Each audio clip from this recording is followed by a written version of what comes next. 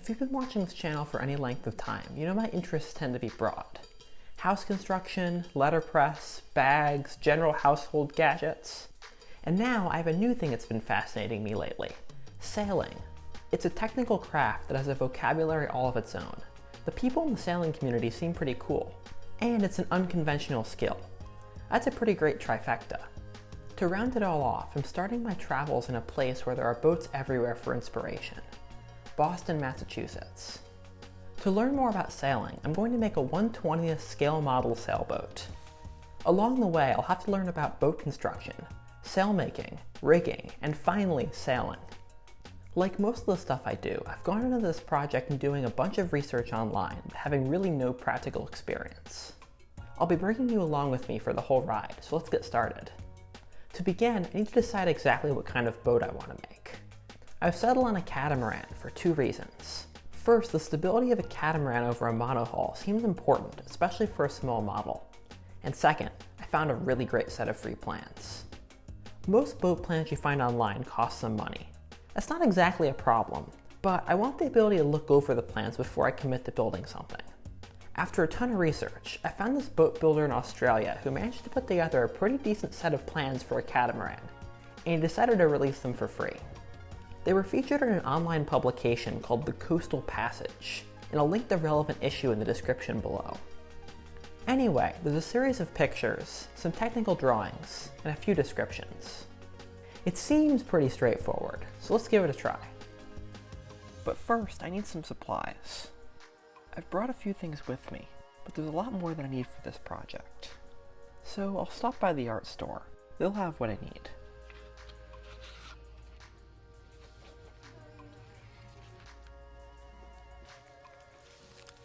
Looking through the plans, the place I'm going to start is the two hulls that make up the vessel. Each hull's structure is made up of a number of elements, but I'm going to start with two bulkheads. Each of these bulkheads is made from 1/8 inch Baltic birch plywood, the nice stuff. As for the shape, that's all in the plans. I'm just dividing each dimension by 20.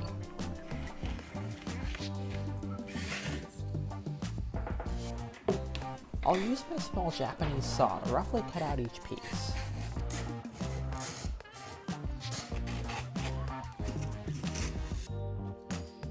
And sand up the line to get them all just right.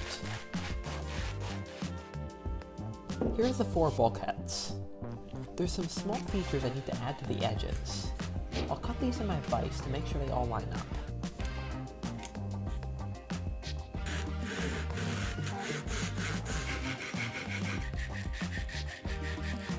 Okay, here's the bulkheads complete. I've now paired them up, one set for the left hull and one set for the right hull. Off camera, I've taken the liberty of making the transoms. Okay, next part, the stringers. The stringer pieces help reinforce the sides of the hull. For now, I'll just cut them all to length. Finally, the last part needed to make the hulls, the sides. This wood veneer should look pretty familiar. It's the same stuff I used when I was laying down the hardwood floor in the model house. Let's put these side pieces together. One stringer goes to the top and the bottom of each side piece.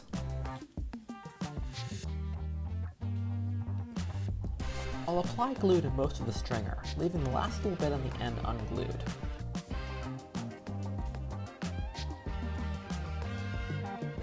Take a look at the plans. See how the back of the hull bends upwards in the back? I need to replicate that in my model.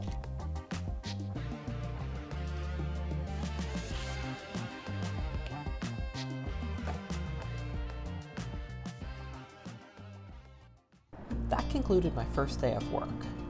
But the more research I do on sailing, the more I'm realizing I don't know. I think I need to see some ships in person.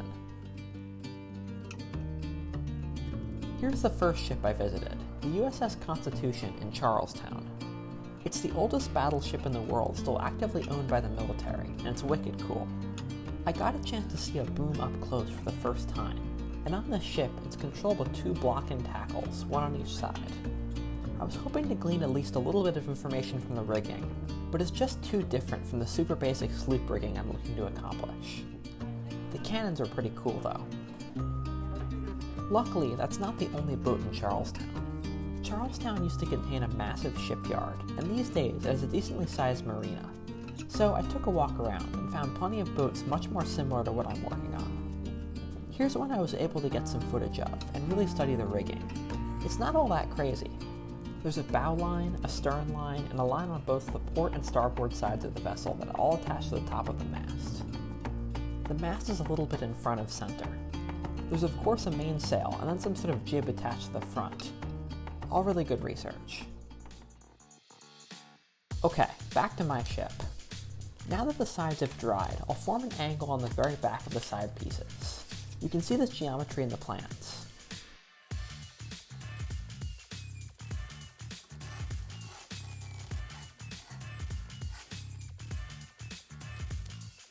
And there we go. Here's two sides, ready to be assembled into a hull. To make a hull, I'll start by gluing in the bulkheads.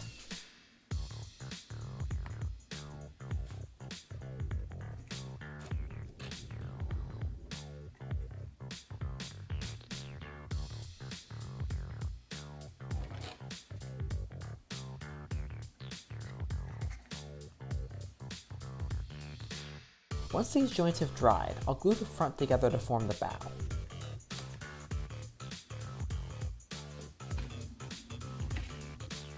I'll glue in two more stringer pieces, which will act as reinforcing members for the bottom of the hull.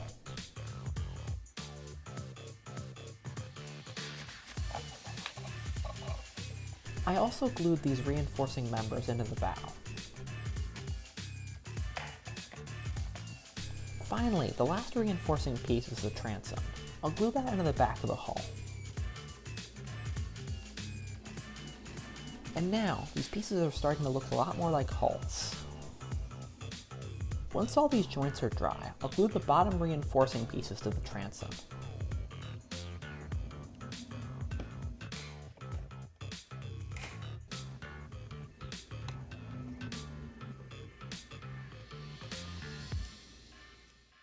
With these bottom reinforcing pieces in place, I've now got to cut some panels to cover over the remainder of the hull.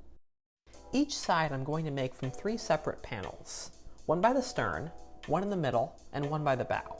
To determine the shape of each piece, I'll trace the profile of the hull onto a piece of wood veneer and then cut it out. I'll hold it in place with tape. Well, and glue.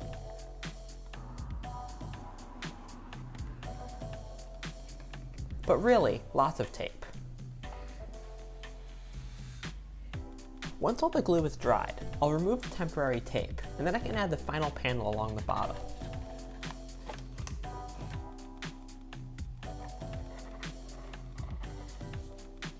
Due to the size of the veneer pieces I brought with me, I had to split this piece in half.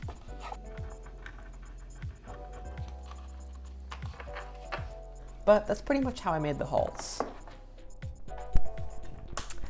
So here's what these hulls look like. Pretty neat little pieces of engineering, I have to say so myself. But anyway, you might have noticed so far I've been doing most of my work in the dark, and it's because I've had most of my time available during the evenings. But now it's the weekend, so I'm gonna head out and sand these hulls outside.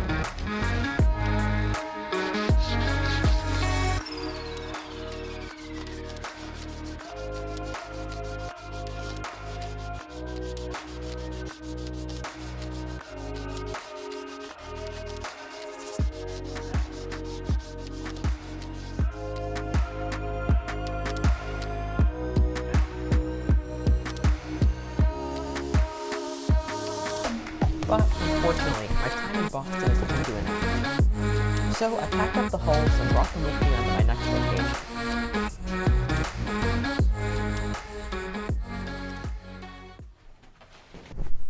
That next place is Providence, Rhode Island. My goal is to finish up and test the sailboat while I'm here. It's ambitious. I have 2 weeks, but I think it's possible. First things first though, I need to get some supplies.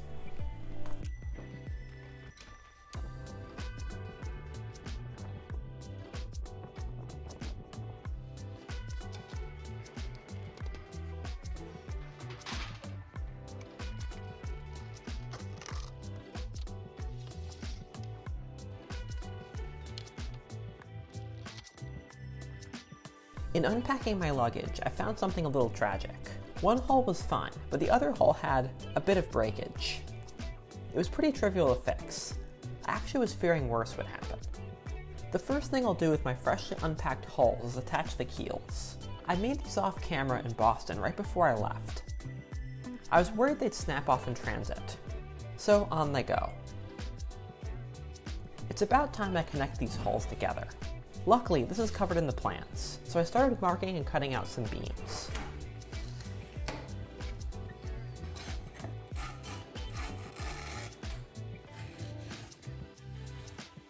The plans mention a few places to reinforce on the beams, so I'll glue on a bit more material there.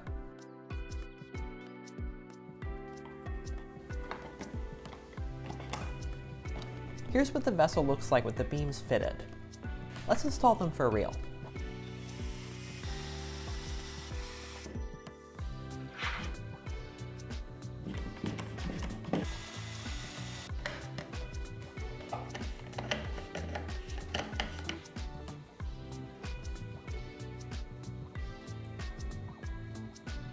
Underneath the beams, I'll add a platform. This would typically be the base of the cabin, but in my case, it's where all the mechanicals will live. Once all the glue was set, it was time for some paint.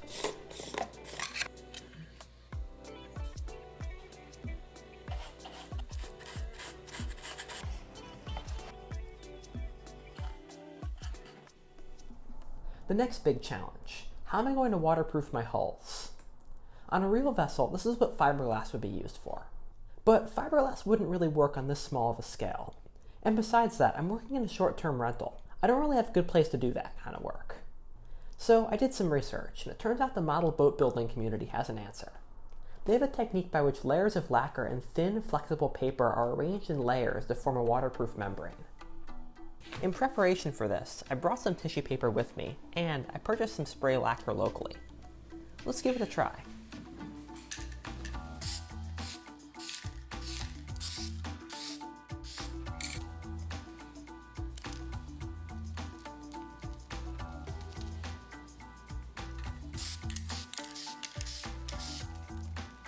So yeah, that seems to have worked out pretty nicely.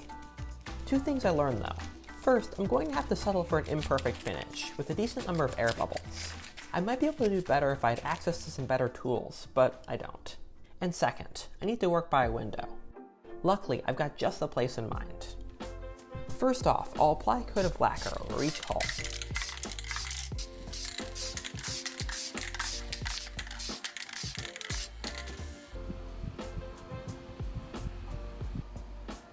Once that's dry, it's tissue paper time. I'll rip off a piece about the size I need and apply it to the boat.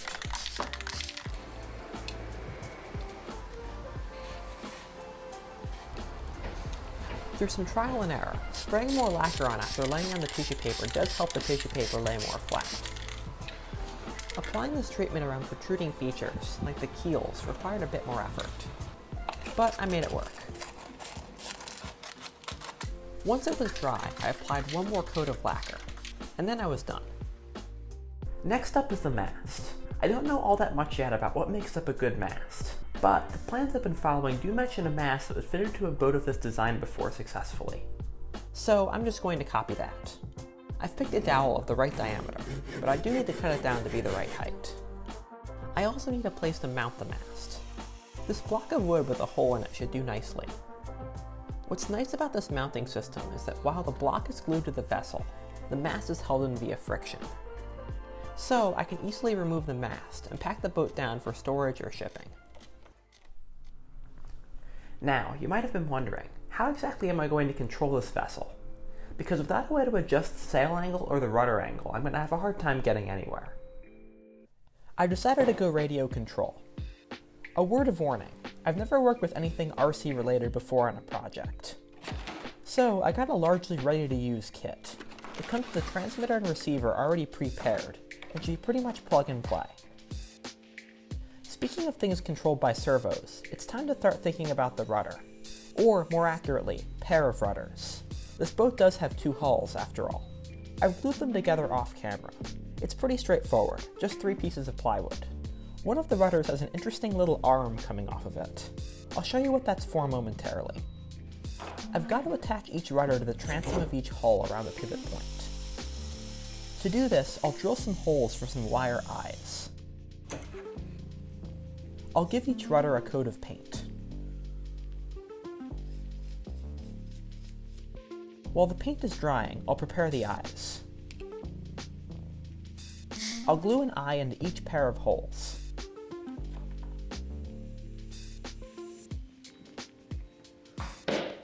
The rudder will pivot around a wire bail. This bail will be attached into the transom.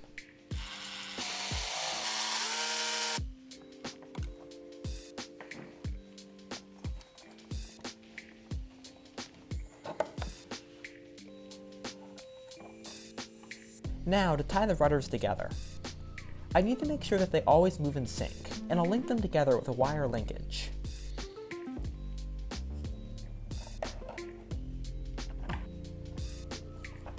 Now for that little arm. This will help transfer the motion of a servo to the rudders. Once it's all hooked up, moving the servo causes the 2 rudders to move in tandem. Now that I've motorized the rudder, it's time to turn my attention to another critical adjustment, the sail angle. Here's the plan. I'll run a line around the perimeter of the ship. I'll circulate that line around the perimeter using a continuous rotation servo. As the line moves back and forth, it'll cause the beam to move along with it. Here are my outrigger pieces. These will hold the line in place. The line will move around these nails.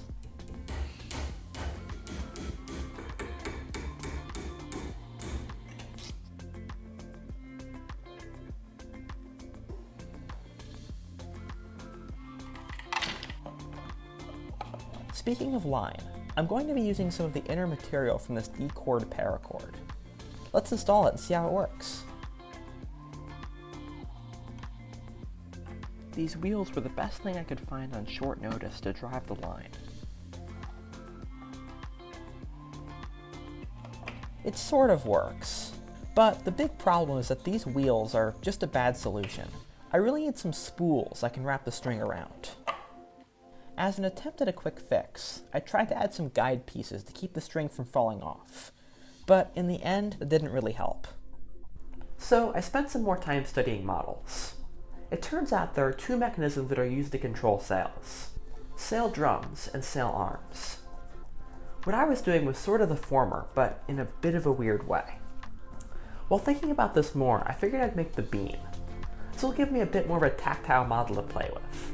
Hopefully then I'll figure it out.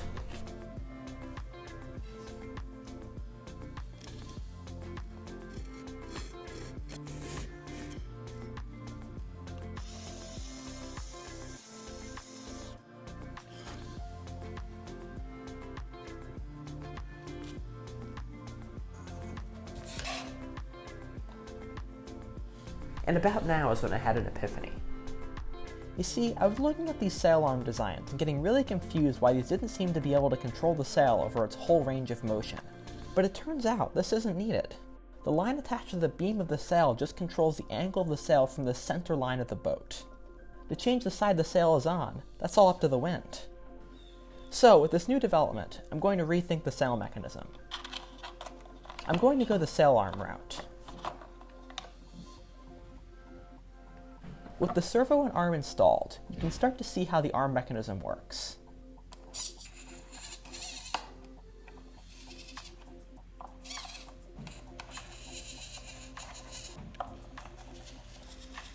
The big downside of this mechanism, a long arm like this requires a servo to put out a lot of torque. I'm going to start out with this small servo, but we'll see how that works. I may need a bigger one. Now that the servos are installed, let's get them moving. I'll plug both of my servos in. attach the battery, and turn on the transmitter. And success! It was at this point that I realized I had not yet done a leak test on the hull quite yet. So I figured I'd do something relatively low stakes and test it out in the sink.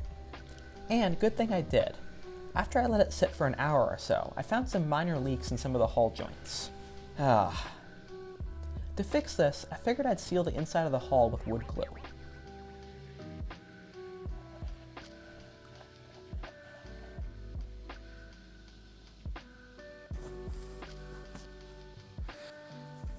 Once dry, it looked something like this. And a repeat test in the sink showed no signs of water. I think I'm good. Next up, sails.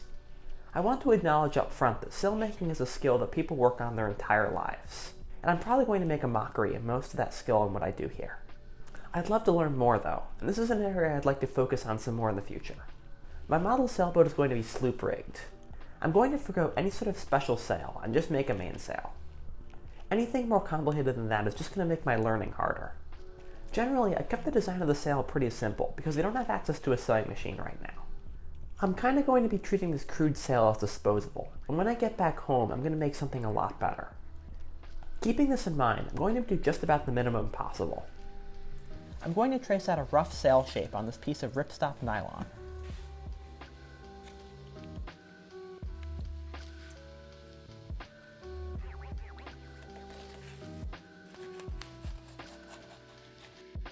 For my research, this part, the luff, needs some curve. Curving this piece is one of the ways in which one can change the shape of the sail when wind blows into it. I'm going to give this a shot.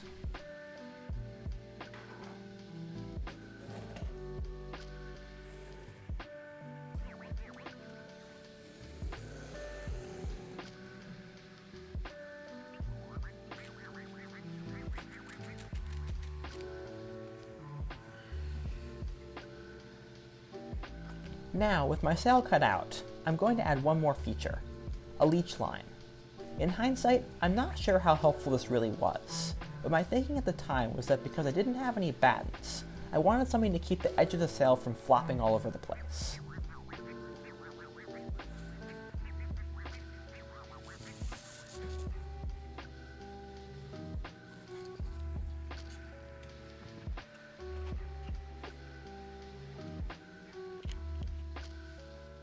Finally, I need some way to attach my sail to the mast.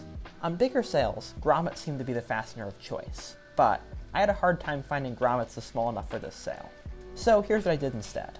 I made a small hole in each corner of the sail. To ensure that it wouldn't unravel, I took inspiration from a buttonhole on a pair of pants, and bound the raw edges with thread. And that's about as far as I'm going to take the sail for now. Yeah, I know, there's a lot missing. But I'm hoping this will be enough to take me to a proof of concept stage. Now, to rig the vessel. I'm largely going to copy that sailboat I analyzed in Boston. To attach the bow line, I'll drill some holes through each bow, and use a needle to feed it through. And there we go! Look, I know I've probably made a ton of mistakes along the way with this project, but even still, I'm really proud of what I put together here.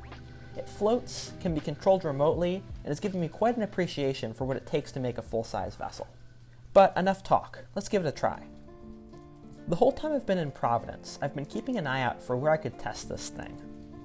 My best option for a secluded, small body of water ended up being the cemetery in the neighborhood, called the North Burial Ground. It had this small pond right in the middle that seemed to get a decent breeze, so I figured it would be a great place to test my model. Only it ended up not being so secluded. This is a bit of a side story, but as I started to put my sailboat in the water, someone came up and introduced himself. He was a wildlife photographer, and he happened to be in the North Burial Ground for similar reasons as I was. I told him a bit about my project, and I convinced him to take a little bit of video of me as I was testing out the sailboat. Thanks again, Greg, for all your help. Once I got the sailboat in the water, it floated. After letting it sit there for a bit though, two things became pretty clear. First, I needed to get this thing further out in the pond to really catch the wind. There wasn't nearly enough wind by the shore. And second, the little wind I was getting was pushing the sailboat sideways. The keels should stop this, so I guess I didn't make them big enough. I figured I'd try pushing it out a little bit further. but about the best tool I had was a stick, and that was only so long.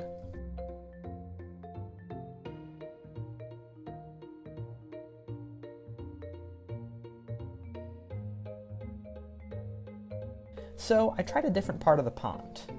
Maybe I could get a better wind angle?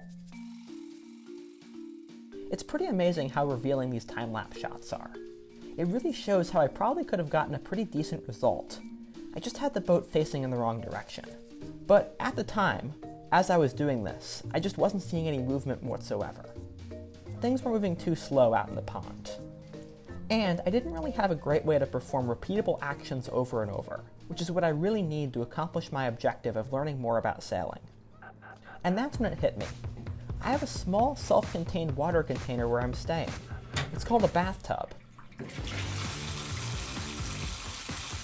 And I have a fan. That's a great place to get some more controlled experiments going. Okay, I think I'm ready to go. I'm going to start by putting the sailboat in the water and kind of letting it move around in the wind. Once I get my hand of kind of how the thing's going to feel in the tub, then I'll start working on some more adventurous things. I think I'm going to first try this maneuver called a jibe or a jib, or you're going to have to excuse me, I don't really know all the language quite yet.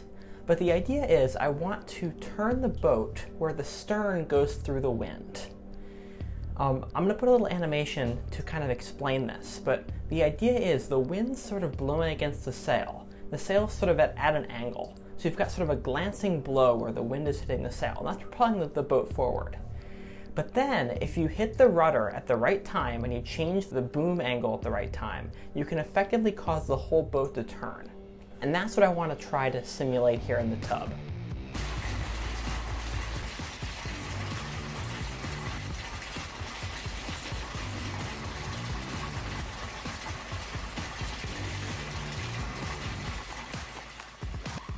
So I had some mixed success there. First, the pros. I could definitely see the maneuver starting to happen. Really the problem though, is this boat's too big for this tub. So I can't get it to spin. And it's just kind of a bit of a crushing end because I really wanted to do that. And it's going to be kind of hard to do a lot of these other maneuvers if I can't really spin the boat in the tub, because a lot of these maneuvers are around like trying to get the thing to turn. I have no doubt though that if I had a fan and like a bigger tub or a swimming pool, and I could get this thing moving in that, I could totally get it to work. Maybe the only thing that I could want to do a little improvement on first is the sail. Like it's a little bit floppy. I don't really know what I'm doing here. So there could be something obvious I'm not quite getting, but I don't know. I feel like I'm really, really close. But unfortunately, I don't really have another great place to test this. So I think I'm probably gonna have to test it once I get back home. But I still call this a success. Like, I have learned so much in this month working on this project. I think the biggest thing though is I've learned just how much more I want to learn. Sailing seems kind of neat. So I'm going to figure out a way to get some experience on a full-size sailboat, hopefully next year. And I think I've got someone in mind who can help me out with that. So anyway, that's about all I got. So thanks for watching and see you later.